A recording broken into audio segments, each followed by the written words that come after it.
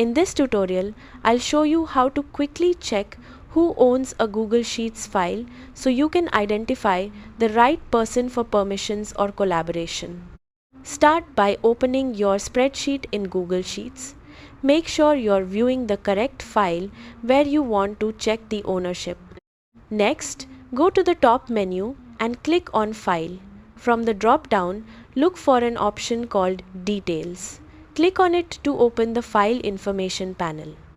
Once the panel appears on the side, you'll see key information about the document.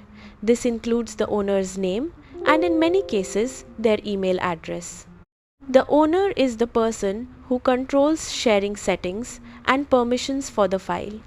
If you need to contact them, you can use the email shown or reach out through your organization's tools if available. As an alternative method, you can also check ownership from Google Drive.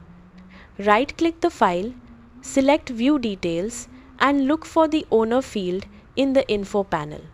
That's it. You now know how to quickly find the owner of any Google Sheets file and take the next step if you need access or collaboration.